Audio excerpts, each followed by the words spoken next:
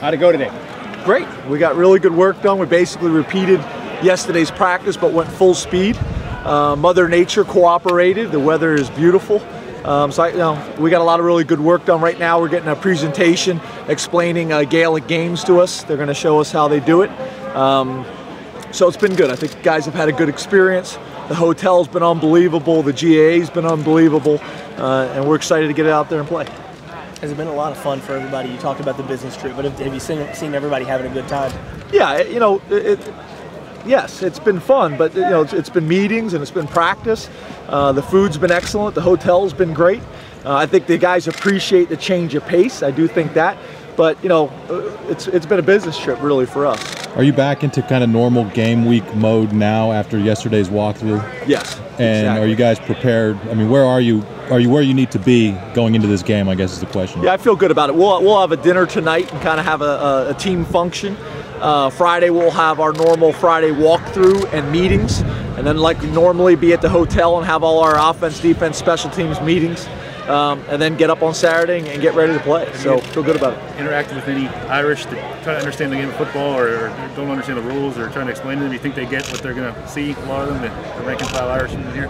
I would assume that people that are coming to the game are fans of the game or just want to experience it. But no, I haven't had time to coach up the Irish about our game. I just hope they come out and enjoy it. I know how much pride they take in their games, and this is obviously our game. This is a truly American game, which we love. So excited to be able to go out there and enjoy it with them. James, is wind a factor at all in the stadium? None. Okay. None. Will you guys do a walkthrough over there at all? I know UCF is. Will you do a walkthrough over there as well? No, we don't usually do walkthroughs at the stadium. I like to try to...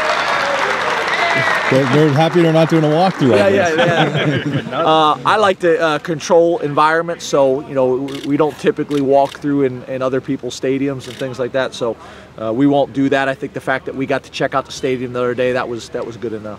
James, from what you've seen on film, what makes Central Florida's defense effective? Well, I think the biggest thing is they got 9 guys returning from a team that won 12 games. So they got experience, they got confidence.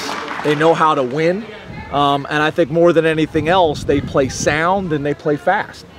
They're very not going to find very often where they're misaligned or out leveraged, and then they've done a great job of recruiting and developing, and they play fast. So when you get 9 guys returning from a team that won 12 games, and I think you look at what they did against Baylor, one of the highest scoring offenses in the country, what they did last year. So they have a lot of confidence.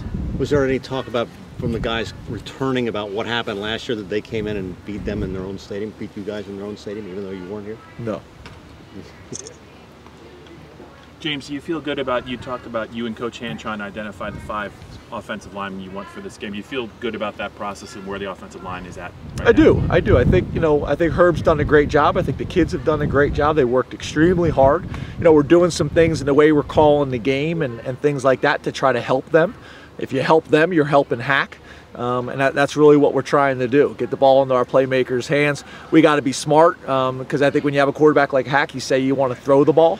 But to help him out for a lot of different reasons, we got to be able to run the ball, and we got to commit to the running game, and we got to be able to protect them.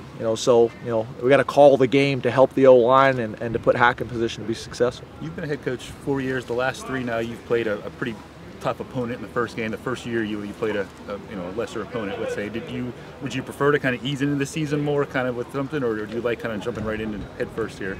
I don't know if there's one best way to do it. I always studied what Coach Snyder did at Kansas State, and he built that program and had a lot of success with a specific model, which I think makes sense. I do think there's some advantages of playing a big opponent the first game of the year to get the guys juiced up and excited, and off-season training and things like that. So there's a lot of ways to be right, and we're just going to embrace the situation that we have right now, which is opening with Central Florida, and we're excited about the opportunity. But I think there's a lot of different ways to do it.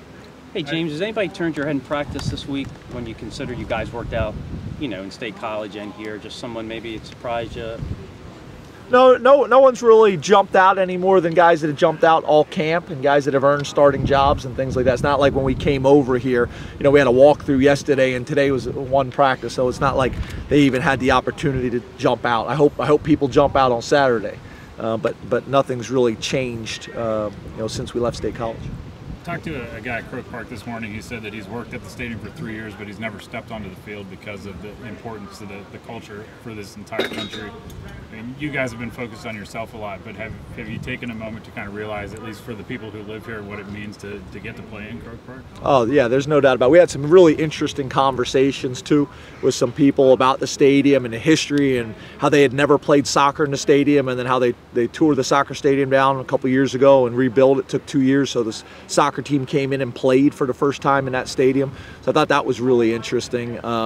Like I mentioned the other day, the size of the field compared to ours is unbelievable, but there's no doubt that's a national treasure for them.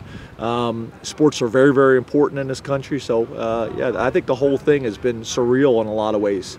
But we think about history in our country, and we're thinking, what, 200 years?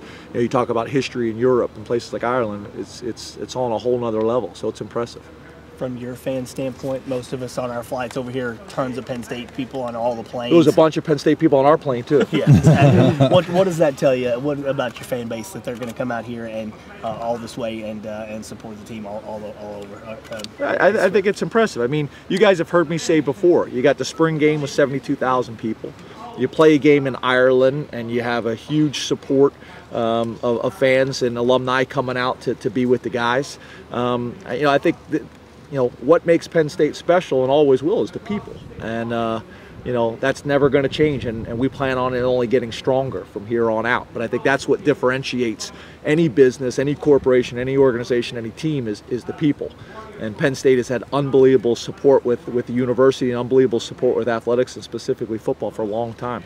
And we want that to continue. We want to put a product on the field on Saturday that all these people that have rallied behind us can be really proud of. You've been here a day and a half. Logistically, have things been smooth, and have there been any hiccups, maybe things you didn't expect along the way?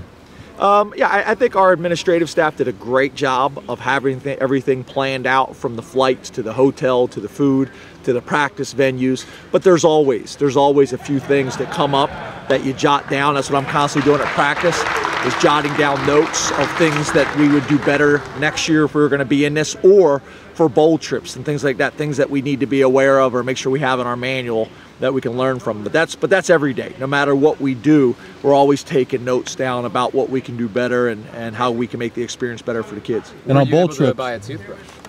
Yeah, and I actually had. I think I was misunderstood. I actually packed a toothbrush, but we went right from the airport. We never went to the hotel. We went right from the airport to practice. So I had a toothbrush, but it was all.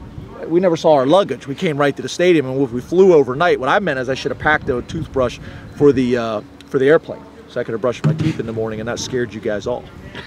On bowl games, a lot of times players get some free time on their own. I'm assuming you're not able to do that here, to let them do anything kind of off on their own. This is a game. This is a game. This is a game against Central Florida that happens to be in Ireland. So that's kind of the plan. Things like they're doing right now. There's some unique things that we want them to experience when it comes to Ireland.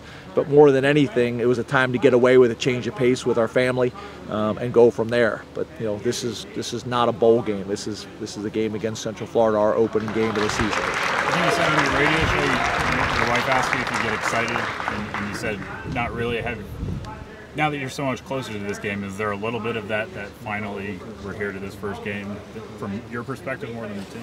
Well, I think every day it gets closer. There's more anticipation. There's no doubt about it. But I'm not a guy that starts getting excited until the morning of the game. I usually sleep very well the night before the game. And when I wake up that morning, then I start to kind of get a little bit more to butterflies. In the locker room, I get the butterflies and things like that. But before that, there's still things like from today that we got to get cleaned up. That's on our mind. And until those things are done, that's where my focus is if that makes sense. You was impressed with your hotels, and a lot of your players are, judging by Oh, Twitter. the hotel's been unbelievable. How they've treated us, the food. I was concerned about the food because a lot of times when you go to different countries, the players, Donovan Smith said, the first day he's like, they got a Domino's here. I'm like, no, I don't think they have a Domino's here. Eat that chicken, But the food's been awesome, and the service has been great, and the hospitality's been great. My family got in today, which was today Thursday. Yes. And my family got in about a couple hours ago, so that was cool. Get a chance to see them, so it's been good. James, I saw a video of one of your daughters attacking a blocking sled earlier this week. Were you aware that she's that ferocious? That was pretty impressive stuff. Yeah, my oldest is a psycho. Yeah, she's a psycho. She's been that way since she came out. So she enjoys it. She loves the football guys, and she mimics what she sees from the guys, her big brothers. Coach, how hard this trip made recruiting? What did you guys have to do differently that you would do, of course? Has it changed a lot? I'm sorry? What have you guys had to do differently with recruiting since you're over here with phone calls and messages and all that? Well, we're not allowed to make phone calls this time of year anyway, so it's just writing letters and mails and direct message and things like that. It hasn't changed a whole lot. Obviously this country doesn't produce a whole lot of Division I athletes, so that hasn't been helpful. But no, it really didn't limit us because we really couldn't do anything at this time of year anyway. Okay, one more? Or no more. Thanks, guys. Appreciate it.